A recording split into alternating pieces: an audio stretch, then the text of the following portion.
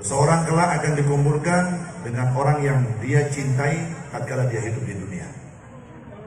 Itu tandanya orang nanti di dalam kubur, di mahsyar, dan di akhiratnya Allah Subhanahu wa taala yang menentukan kita akan duduk dengan siapa, berada di barisannya siapa teman kita di situ tergantung saat ini kita hidup.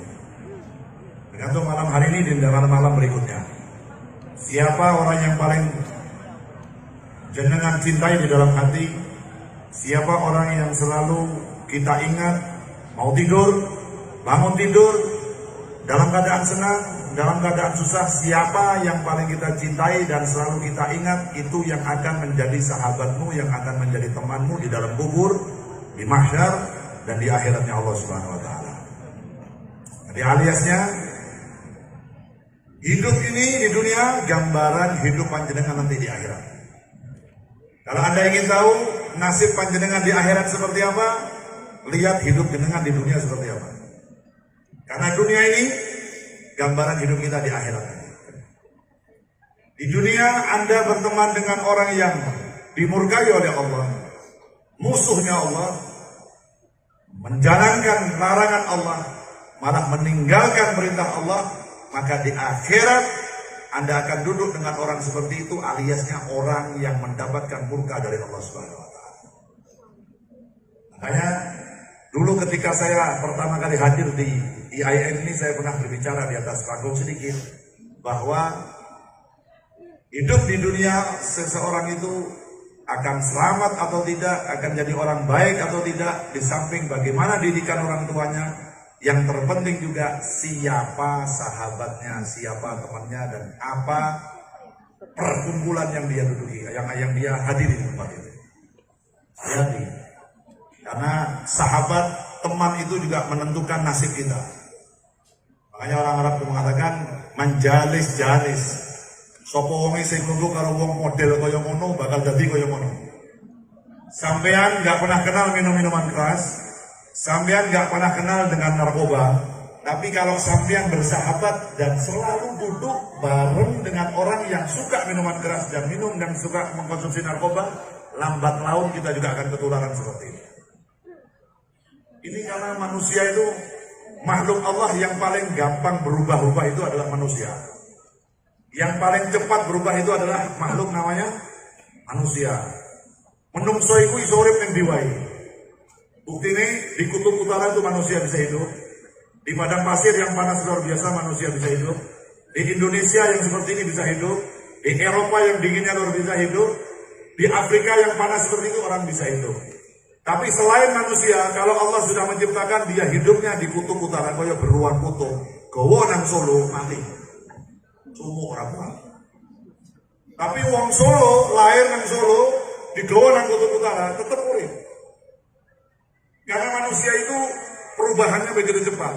Makanya para salafun saleh, para guru-guru kita, para ulama kita, kalau selesai habis sholat, assalamualaikum warahmatullahi wabarakatuh, doa yang pertama kali dibaca apa?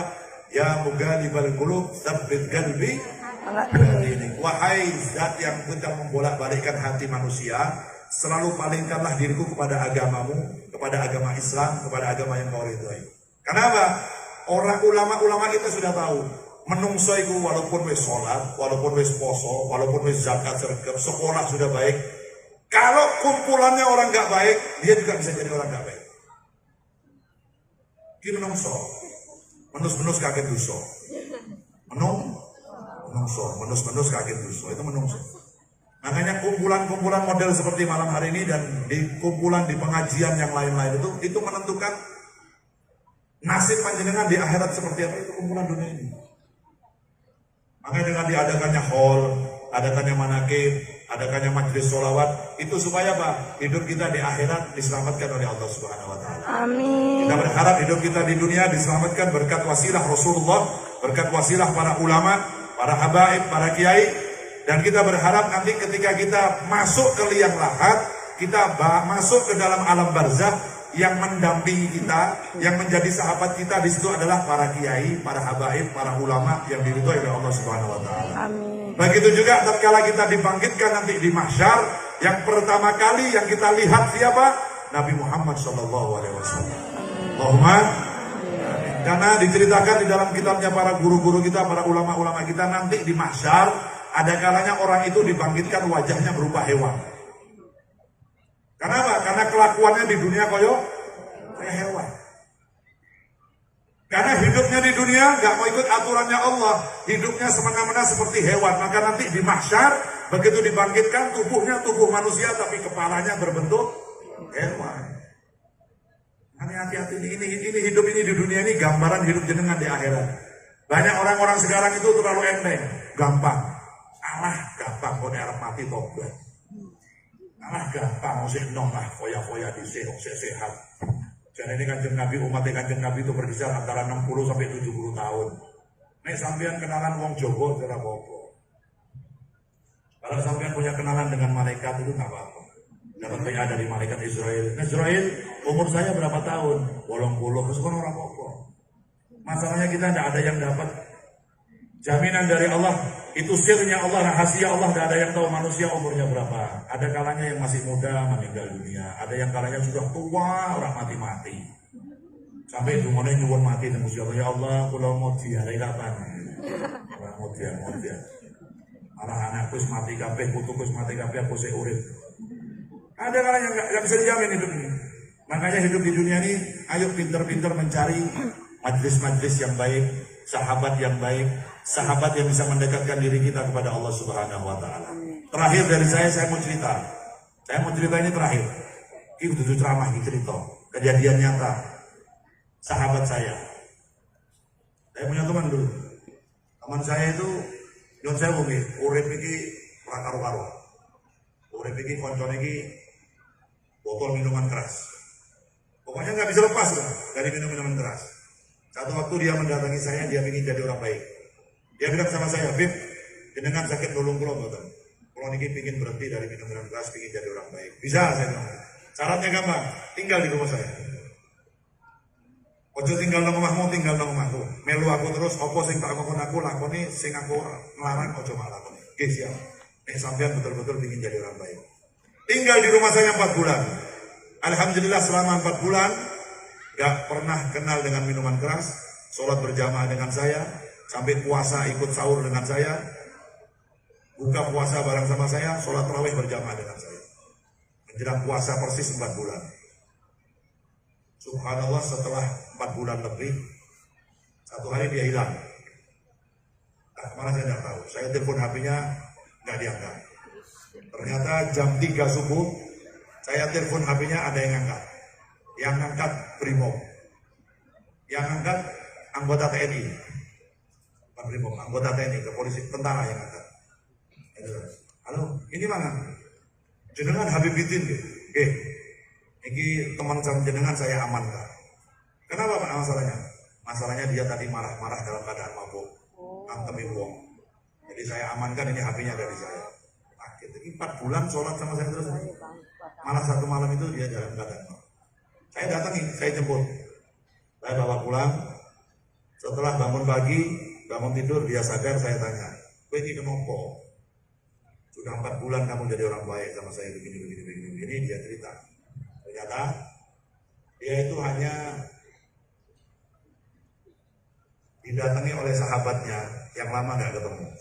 Dan sahabatnya malam hari itu merayakan ulang tahun. Kata temannya, kalau kamu sahabat sejati, ayo temani saya minum minuman keras. Ini sahabat sejati ya. Nih kon panjang konco kusen setia.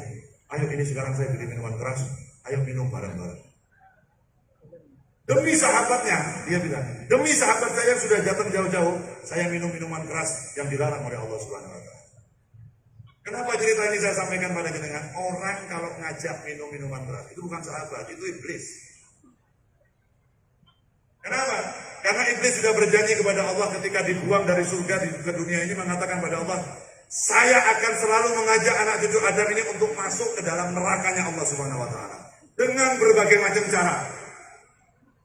Di antaranya dengan apa? Mengaku sebagai sahabat sejati.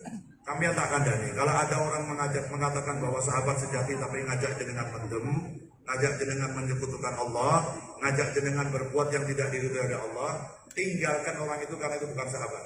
Itu adalah kroninya iblis, alias tentara-tentaranya iblis yang ada di dunia. Kedua, kenapa saya cerita ini? Yang orang tadi mengatakan, kalau Anda sahabat sejati, nek sampean mati atau saya mati, itu orang yang tadi mengatakan sahabat sejati, nggak bisa nulungi sampean. Mlebu kuburan dewe-dewe. Kisah ngomong sahabat sejati, mati ini kuburan yang nanti orang ngerti. Kita masuk dalam kuburan ketika malaikat mungkar nakir menanyakan kepada kita, man rabbuka, man nabiyuka, wa man kiblatuka, wa man ihwanuka. Ketika ditanyakan gitu, koncone sampean yang tadi mengatakan sahabat sejati, orang iso nulungi. Jadi orang sahabat sejati kita Nabi Muhammad Shallallahu Alaihi Wasallam. Orang yang paling setia kepada kita Rasulullah Shallallahu Alaihi Wasallam. Orang yang tidak akan pernah meninggalkan kita Nabi Muhammad Shallallahu Alaihi Wasallam. Orang yang selalu peduli kepada kita Nabi Muhammad Shallallahu Alaihi Wasallam. Orang yang selalu mendoakan kita di saat kita lupa kepada dirinya Nabi Muhammad Shallallahu Alaihi Wasallam. Jadi kalau jenengan mau cari siapa sahabat sejati, siapa teman yang paling baik, siapa orang yang harus kita dekati, satu orang, Nabi Muhammad Shallallahu Alaihi Wasallam. Nanti di mahsyar, ketika manusia sudah mati semua, dunia ini sudah hancur, kiamat, pertama kali yang dibangkitkan oleh Allah Nabi Muhammad. Yang pertama kali dibangkitkan Rasulullah Shallallahu Alaihi Wasallam. Rasulullah dikirim baju yang terbaik dari surga oleh Allah Subhanahu Wa Taala dan dikirim dengan bidadari yang tercantik dari surga untuk menjemput Nabi Muhammad Shallallahu Alaihi Wasallam. Begitu Nabi Muhammad bangkit di mahsyar pertama kali, bangun pertama kali, pertanyaan dari Nabi Muhammad kepada malaikat Jibril, kaifa ummati ya Jibril? Bagaimana nasib umatku orang Solo? Bagaimana nasib umatku orang Yogyakarta? Bagaimana nasib umatku orang Klaten? Bagaimana nasib umatku orang Pekalongan? Orang Amerika, orang Prancis, orang Eropa, orang Afrika, orang Asia? Apakah mereka masuk neraka atau masuk ke dalam surganya Allah Subhanahu Wa Taala? Yang pertama kali ingat pada panjenengan dan saya adalah Nabi Muhammad Shallallahu Alaihi Wasallam. Jadi kalau jenengan lupa pada Nabi, jangan khawatir. Jenengan lupa pada Nabi, Nabi tetap ingat kepada panjenengan. Tapi kalau jenengan selalu lupa pada Nabi Muhammad, itu artinya umat yang tidak tahu diri kepada Rasulullah SAW. Orang wisin karena Nabi. Maka dikatakan, man lam yaskurin nas, lam yaskurillah. Sopo wonge sing ora ngerti matur nuwun nang padha-padhane menungso, padha wae ora ngerti matur nuwun teng Gusti Allah Subhanahu Wa Taala. Jenengan kalian kula sholawatan iki dalam rangka matur nuwun teng Kanjeng Nabi. Kalau bukan sebab Nabi Muhammad, jenengan tidak kenal Allah. Kalau bukan sebab Nabi Muhammad, jenengan tidak kenal mana yang halal yang haram. Kalau bukan sebab karena Nabi Muhammad, jenengan tidak bakal berbakti kepada kedua orang tua. Semuanya sebab Nabi Muhammad Shallallahu Alaihi Wasallam. Makanya saya ngakeh mau sholawat. Hadir di majelis sholawat, berangkat dari rumah niat thalabul ilm, niat melurus syafaat Kanjeng Nabi, niat bungahi Kanjeng Nabi, niat berkah dari Rasulullah SAW. Pulang dari tempat ini membawa semua oleh-oleh berkah dari sholawat yang kita baca. Pulang dari tempat ini, insya Allah nama kita satu persatu dihafal oleh Rasulullah SAW. Pulang dari tempat ini, insya Allah wajah-wajah kita satu persatu dihafal oleh Nabi Muhammad SAW. Karena apa? Karena setiap jenengan bersolawat kepada Nabi Muhammad, sekali kita bersolawat Allahumma sholli ala Sayyidina Muhammad, maka malaikat langsung terbang menghadap kepada Nabi Muhammad dan menyampaikan kepada Rasulullah, ya Rasulullah, umat panjenengan namanya Fulan bin Fulan malam hari ini mengucapkan sholawat dan salam pada panjenengan. Dan setiap kali kita membacakan salam pada Nabi Muhammad, Assalamualaikum ayyuhan Nabi wa rahmatullahi wa barakatuh, Assalamualaikum ayyuhan Nabi, itu pasti dijawab oleh Rasulullah. Karena Rasulullah yang mengatakan mengucapkan salam itu hukumnya sunnah dan menjawab salam hukumnya wajib. Jadi setiap jenengan mengucap salam pada Nabi Muhammad pasti wajib dijawab oleh Rasulullah SAW. Bedone al kupingu tidak benar. Apa yang tidak ada? Al kupingu panjenengan kalian kula nggak bisa mendengar suara indahnya Nabi Muhammad SAW. Tapi ada orang-orang yang bisa mendengar suaranya Nabi. Di antaranya siapa? Di antaranya cucunya Nabi Muhammad yang hidupnya setelah Rasulullah, namanya Ali Zainal Abidin bin Husain bin Ali bin Abi Thalib, cucunya Fatimatus Zahra. Itu kalau lagi sholat, sholatnya 1000 rakaat. Sedina iki 1000 rakaat. Makanya julukannya As-Sajjad. Wong sing selalu sujud kepada Allah, 1000 rakaat sedina. Putune Nabi. Itu kalau mengucapkan salam pada Nabi, Assalamualaikum ayuhan Nabi warahmatullahi wabarakatuh, disalam, dijawab oleh Nabi. Dan makmumnya juga dengar suara Nabi Muhammad. Kenapa bisa begitu? Karena telinganya Imam Ali Zainal Abidin gak pernah mendengar yang haram-haram. Karena telinganya dibiasakan mendengar kalimat yang baik-baik, mendengarkan Al-Quran, mendengarkan hadisnya Nabi, mendengarkan petuahnya gurunya, mendengarkan hal-hal yang diridhoi oleh Allah Subhanahu wa taala. Kalau jenengan pingin dengar suaranya Nabi, kalau jenengan pingin mimpi Nabi Muhammad, kalau jenengan pingin mata ini memandang wajahnya Rasulullah, belajar dari sekarang. Mata ini dilatih untuk selalu melihat yang halal-halal. Telinga ini dilatih untuk selalu mendengar yang baik-baik. Hidung ini biasakan mencium yang halal, yang baunya bagus-bagus, jangan yang gak bagus. Kenapa? Wangi itu, wanginya Nabi Muhammad tidak tertandingi di dunia ini. Paling wangi Rasulullah. Kalau hidung ini ingin bisa mencium Nabi Muhammad, biasakan yang halal-halal. Terutama hati kita. Dikatakan oleh guru kita, termasuk salah satu kuncinya orang biar bisa mimpi Nabi Muhammad adalah memperbanyak sholawat. Di antaranya juga apa? Jogona hatimu. Bersihkan selalu hati kita. Jaga hati ini, jangan selalu suudzon pada orang. Jauhkan dari hasud, jauhkan dari iri dan dengki, jauhkan dari suudzon kepada orang. Insya Allah gak lama dengan berkah sholawat, jenengan akan bisa bermimpi berjumpa dengan Rasulullah Sallallahu Alaihi Wasallam. Amin, amin. Sopo wonge saya bisa mimpi kanjeng Nabi, insya Allah akan berjumpa dengan Nabi Muhammad dalam keadaan terjaga, dalam keadaan tidak tertidur, dalam keadaan yaqdhah, akan berjumpa dengan Nabi Muhammad. Dan barang siapa berjumpa dengan Nabi Muhammad, tidak ada tempatnya kecuali di dalam surganya Allah Subhanahu wa taala. Allahumma Amin. amin ya rabbal alamin. Maka dari itu, ayo di majelis yang mulia malam hari ini kita niatkan supaya ke depan kita menjadi orang yang jauh lebih baik, baik dalam hal akhlak kita, dalam hal ibadah kita, dan budi pekerti kita, dan nasib kita semoga dijadikan lebih baik oleh Allah Subhanahu wa taala. Allahumma Amin. amin ya rabbal Amin. alamin.